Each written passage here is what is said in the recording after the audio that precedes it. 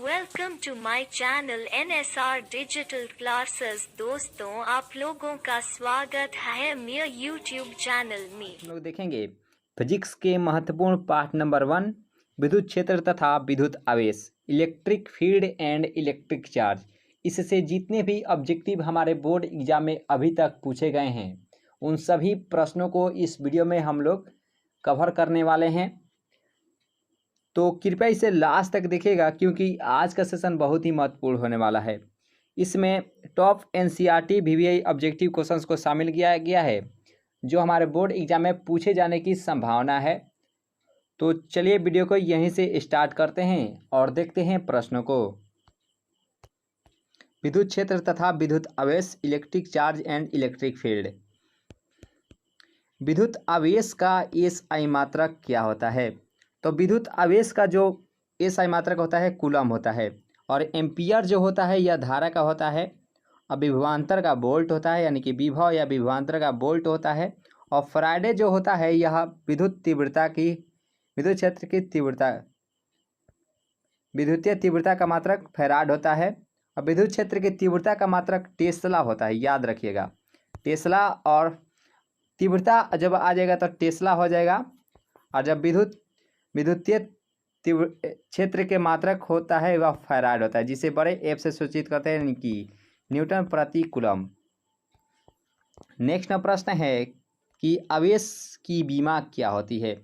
यह 2020 में पूछा गया था कि आवेश की बीमा, तो आवेश का जो बीमा होता है यह IT होता है। याद रखिएगा, बार बार पूछे जाने वाले प्रश्न है, तो आप लोग इन्हें ज़रूर एक बार में ही आप याद कर लीजिएगा क्योंकि इन्हीं प्रश्नों में से ही हमारे बोर्ड एग्जाम में बार बार दोहराया जाता है। IT इसका बीमीय सूत्र हो जाएगा। नेक्स्ट प्रश्न है कि वेक्टर E तीव्रता के विद्युत क्षेत्र में वेक्टर P द्विध्रुव अघूर्ण वाले विद्युत द्विध्रुव पर लगने वाला जो बल अघूर्ण होता है क्या होता है, यानी कि किस दिशा में होता है? तो यह जो होता है P क्रॉस वेक्टर A, यानी कि जो कि ऑप्शन नंबर A में इसका राइट आंसर है। विद्युतशीलता यानी कि एप्सिलॉन नॉट का मात्रक क्या होता है? तो इसका जो मात्रक होता है यह होता है फैराडे प्रति मीटर, यानी कि ऑप्शन नंबर B इसका राइट आंसर हो जाएगा। प्रश्न है कि विद्युत आवेश के बीच लगने वाला बल दिया जाता है, तो यह कूलम के नियम के द्वारा दिया जाता है, यानी कि ऑप्शन नंबर B इसका राइट आंसर हो जाएगा। अगर आप इसका सब्जेक्टिव क्वेश्चंस को देखना चाहते हैं तो आप कमेंट जरूर कीजिएगा कि इसका सब्जेक्टिव भी महत्वपूर्ण, यानी कि जो हमारे बोर्ड एग्जाम में अभी तक जितने भी इस पार्ट से पूछे गए हैं सभी क्वेश्चंस को कवर करेंगे। आप जरूर कमेंट कीजिएगा।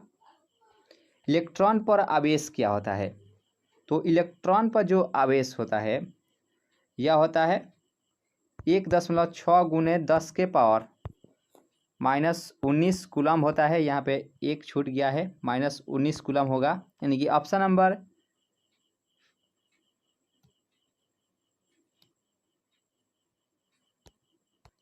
B हो जाएगा। यहाँ पे ये इसी तरह ऑप्शन रहेगा लेकिन यहाँ पे पूरा दिया गया है, यानी कि ऑप्शन नंबर B इसका राइट आंसर हो जाएगा। मुक्त आवेश का परावैद्युतांक यानी कि एप्सिलॉन नॉट होती है, तो इसका जो परावैद्युतांक होता है यह 8.85 गुने 10 के पावर -12 FM इन्वर्स होता है, यानी कि Faraday meter. Option number C इसका राइट आंसर हो जाएगा। नेक्स्ट प्रश्न है, ये जो प्रश्न है कूलम बल है, ये बहुत ही बार हमारे बोर्ड एग्जाम में पूछे गए हैं, यानी कि बार बार पूछे जाने वाले प्रश्न हैं कि कूलम बल होता है केंद्रीय बल, विद्युत बल, C है A एवं B दोनों, और D है इनमें से कोई नहीं। तो कूलम बल होता है, यह केंद्रीय बल भी होता है और विद्युतीय बल भी होता है, यानी कि A एवं B, यानी कि C इसका राइट आंसर हो जाएगा। नेक्स्ट प्रश्न है कि एक आवेशित चालक की सतह के किसी बिंदु पर विद्युत क्षेत्र की तीव्रता क्या होती है? तो यह सतह के लंबवत होती है, यानी कि ऑप्शन नंबर B इसका राइट आंसर हो जाएगा। 90 डिग्री पर होती है, यानी कि सतह के लंबवत। ऑप्शन नंबर B इसका राइट आंसर हो जाएगा। किसी भी क्वेश्चन में आपको डाउट होगा तो आप कमेंट जरूर कीजिएगा। एक कूलम आवेश कितने ESU के बराबर होता है? तो यह 3 गुने 10 के पावर 9 ESU के बराबर होता है एक कूलम आवेश, यानी कि ऑप्शन नंबर A इसका राइट आंसर हो जाएगा। नेक्स्ट प्रश्न है कि एक स्थिर आवेश उत्पन्न करता है। अगर स्थिर पूछेगा तो यह केवल विद्युत क्षेत्र उत्पन्न करेगा, ठीक। अगर इसका राइट आंसर हो जाएगा ए, इस क्वेश्चन का आंसर। अगर स्थिर पूछेगा तो केवल विद्युत क्षेत्र। अगर पूछेगा गतिशील आवेश उत्पन्न करता है तो यह विद्युत क्षेत्र भी उत्पन्न करता है और विद्युतीय और चुंबकीय क्षेत्र भी उत्पन्न करता है। चुंबकीय क्षेत्र और विद्युतीय क्षेत्र दोनों उत्पन्न करता है गतिशील आवेश, और स्थिर आवेश केवल विद्युत क्षेत्र उत्पन्न करता है। ये ध्यान में रखिएगा, बार बार पूछे जाने वाला प्रश्न है। निम्नलिखित में से कौन एक सदिश राशि है? सदिश पूछा है तो विद्युत जो तीव्रता होती है यह सदिश राशि है, और आवेश यह अदिश राशि है, और धारिता भी अदिश राशि है। सी इसका राइट आंसर हो जाएगा। धातुओं का परावैद्युतांक होता है तो धातुओं का परावैद्युतांक अनंत होता है। डी इसका राइट आंसर हो जाएगा। साबुन के एक बुलबुले को जब आवेशित किया जाता है तो उसके त्रिज्या क्या होती है? जब आवेशित करते हैं, मान लीजिए ये साबुन का बुलबुला है, तो इसकी त्रिज्या बढ़ने लगती है। छोटा है तो यह बढ़ने लगती है, यानी कि ऑप्शन नंबर ए इसका राइट आंसर हो जाएगा। नेक्स्ट प्रश्न है, किसी विद्युतरोधी माध्यम में परावैद्युतांक यानी कि ई आर हो सकता है तो यह जो होता है यह हमेशा 1 से 12 होता है। यह ई आर जो होता है यह हमेशा 1 से 12 होता है। ई आर यह हमेशा 1 से 12 होता है, यानी कि परावैद्युतांक यह हमेशा 1 से 12 होता है। तो ऑप्शन देख लीजिए 1 से 12 कौन है, तो ऑप्शन नंबर डी इसका राइट आंसर हो जाएगा। नेक्स्ट प्रश्न है 5, विद्युत क्षेत्र की तीव्रता का एसआई मात्रक क्या है? तो विद्युत क्षेत्र की तीव्रता का एसआई मात्रक होता है न्यूटन प्रति कूलम। और विद्युत क्षेत्र की तीव्रता का एसआई मात्रक होता है टेस्ला हो जाएगा, टेस्ला। और विद्युत क्षेत्र का मात्रक पूछेगा तो फैराड हो जाएगा, जिसे बड़े एफ से सूचित करते हैं। एक पृथक्कृत चालक गोले को कुछ आवेश दिया जाता है तो इसका द्रव्यमान क्या हो जाएगा? तो द्रव्यमान इसका घटने लगेगा, यानी कि ऑप्शन नंबर ए इसका राइट आंसर हो जाएगा। एप्सिलॉन नॉट की बीमा क्या होती है? यानी कि विद्युतशीलता। एप्सिलॉन नॉट की जो बीमा होती है यह m-1 L⁻³ T⁴ और a², यानी कि ऑप्शन नंबर बी इसका राइट आंसर हो जाएगा। नेक्स्ट प्रश्न है कि विद्युत विभव का मात्रक वोल्ट है और यह जो तुल्य होता है जूल प्रति कूलम के बराबर होता है, यानी कि ऑप्शन नंबर ए इसका राइट आंसर हो जाएगा। स्थिर विद्युत क्षेत्र होता है तो स्थिर विद्युत क्षेत्र यह हमेशा संरक्षित होगा, यानी कि ऑप्शन नंबर ए इसका राइट आंसर हो जाएगा। प्रश्न है कि विद्युत आवेश का क्वांटक एसआई मात्रक क्या होता है? तो क्वांटक पूछा है तो क्वांटक के लिए 4.78 गुने 10⁻⁻10 होता है, यानी कि ऑप्शन नंबर ए इसका राइट आंसर हो जाएगा। तो नेक्स्ट प्रश्न है, यदि समरूप विद्युत क्षेत्र एक्स अक्ष की दिशा में विद्यमान है तो समविभव होगा। इस प्रश्न से हम लोग 3 प्रश्न को देखेंगे, एक प्रश्न से ही 3 प्रश्न का आंसर आपके सामने रहेगा।